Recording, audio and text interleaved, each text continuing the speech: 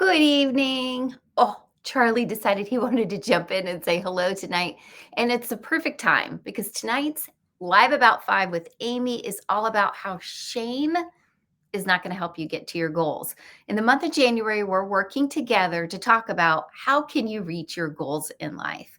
We know that you have dreams. We know that there are things that you've actually been trying to do, maybe for quite some time, whether it's take control of your finances, your health, grow a business, strengthen your relationships, strengthen your faith, whatever your goal is. Shame is not going to get you to where you want to go, whether it's shaming yourself or shaming others, right? If you ever have said, wouldn't you be ashamed if people found that out that you had failed? Or I don't want anyone to know how poorly I'm doing. So I'm just going to not talk about it. Or I should do better. I suck at this, right? Any of those sentences, if those have ever crossed your mind or your lips, I'm going to give you permission to release that. And tomorrow night, we're going to talk about how to release that shame because, quite honestly, it's not doing you any good. It's keeping you stuck in an old story. It's keeping you stuck in someone that you just even aren't anymore, if we're being quite honest strategically. At the end of the day, beating yourself up is not going to get you closer to your goals. In fact, shame and success are a little bit like oil and water. They just don't mix.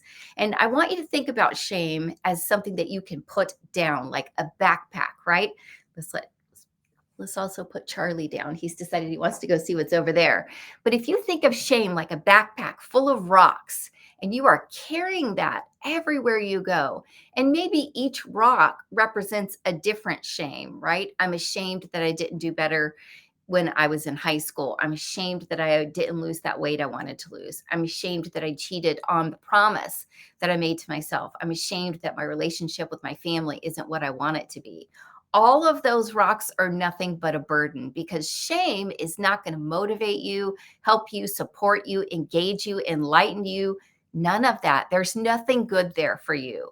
And this is something that I've had to really work hard on in therapy is I am not going to spend time where there's nothing good there for me. I want to grow. I want to improve. I want to be a better person. I'm always striving and achieving. That's what I help people do. But it's one thing to be accountable. That's different than shame. I take full responsibility for the choices that I made then and now. Just put that backpack down. Do you feel how lighter you are? Today, I am a different person, and today I make different choices, right? And so, because shame is like carrying that backpack, that may be what's slowing you down with your goals. You also need to understand that um, shame sabotages success. So, for those of you who may have a fear of success, and if you don't have that, it sounds crazy, but it is 1000% a thing.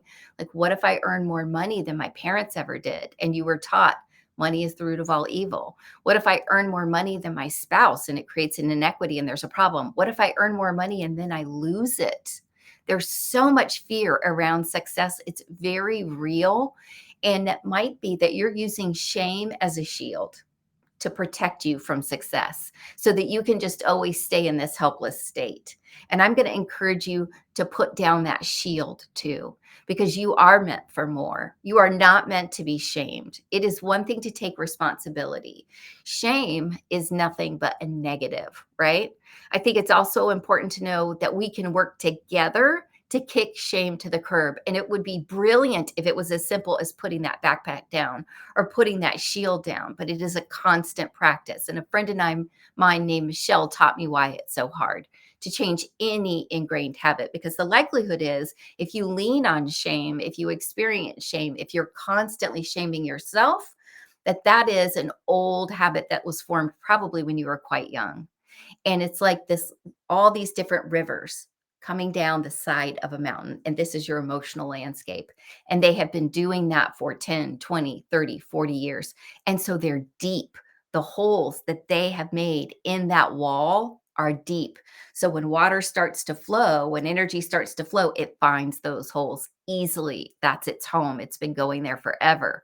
What we're trying to do together is to get that river to go where it has not gone before, which is a constant effort. We're going to have to keep redirecting that water, right? Keep redirecting that energy, keep redirecting that thought because it's want to go where it's really comfortable. It's just physics, it's just nature, it's just normal, it's just frequency, it's just energy. And because it's only that, we can control it. It takes consistency, it takes focus, it takes effort, and it takes determination. It also takes knowing where you want to go, right? Because what we're working on the whole month of January is how you can hack your goals. So, while part of that is what are practices that you can engage in that are going to get you closer to your goals, what are some tools you can use to what are you going to stop doing to get you to your goals? And what you're going to stop needing to do soon is stop relying on shame. So, our activity, which I didn't write down, is I want you to examine your internal thought, your language, how you speak to yourself, how you think about yourself, how you think about your goals, how you think about your business, right? Well, I don't even know why I'm trying to do it. It's crazy. I don't know what I'm even thinking. Self deprecation. Where's that coming from? Is that coming from shame? Do you feel shameful about anything that happened in your past? Because I feel shameful about plenty that happened in my past.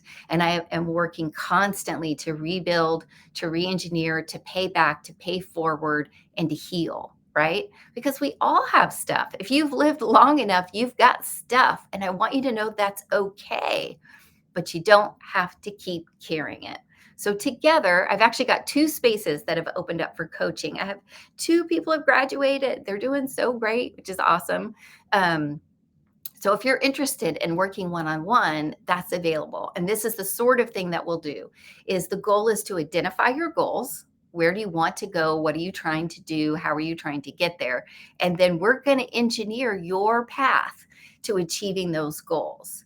And you will be shocked at how much emotion this uncovers. You will be shocked at how much blocking this uncovers. You will be excited by how simple the process can truly be. It's not like a lifetime of effort, right? Once you get these systems and these acknowledgments and these ideas in place and you can stay focused, it's an incredibly empowering way to live your life. So, who's with me? Who's going to put shame down? So, you're going to examine your internal talk and you are going to write down anytime this week when you say something that is shaming yourself or when you think about something that you're ashamed of.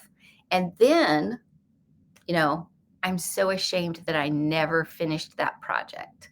And on the other side, you're either going to decide, number one, I forgive myself for not completing that project and I release it, or I commit to completing that project by this date, right? So you're going to respond to that and release it. And you might be amazed how powerful just that practice can be.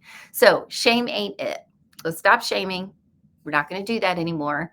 And then tomorrow night, we're going to talk about the 6 reasons to release that shame. I can't wait to see you back here tomorrow live about 5.